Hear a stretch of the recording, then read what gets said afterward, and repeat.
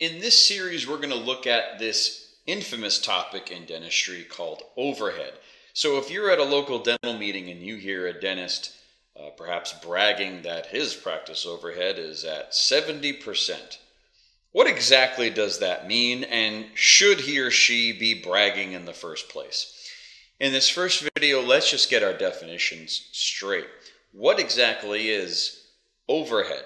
If you were to go online and look up different kinds of websites and get some accounting definitions, you'll find all kinds of different things, but let's focus just on what is overhead as it relates to dentistry.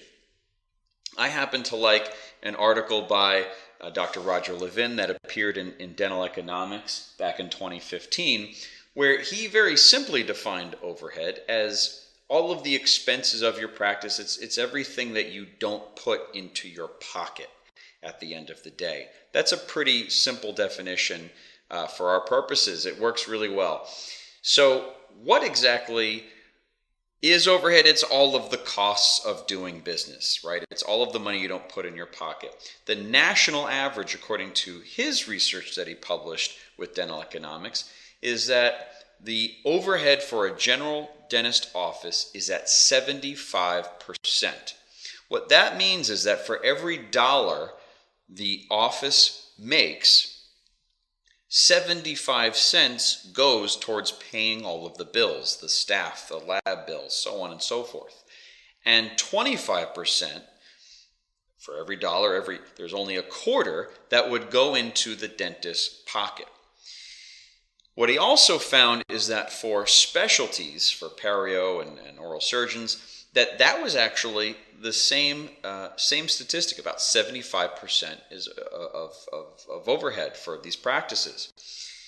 And at least in his opinion, and we can talk to other folks out there, other consultants, get some other information, but in his opinion, that's way too high for general dentists and for specialists. His goal for the general dentist is to be at, say, about 60%, 59% overhead, meaning if you're at 60% overhead, for every dollar your practice makes, the dentist takes home 40 cents. Obviously, that's a lot better than 25 cents. And you can see his numbers for the other practices that are out there. An oral surgeon, for example, the good target is to only run at about 50% overhead. That's great. For every dollar an oral surgeon makes, 50 cents goes in their pocket. Well, that certainly sounds nice. But as we'll find in the rest of this series, looking at overhead overall as just one big number, well, that's good to know, and more dentists should know that.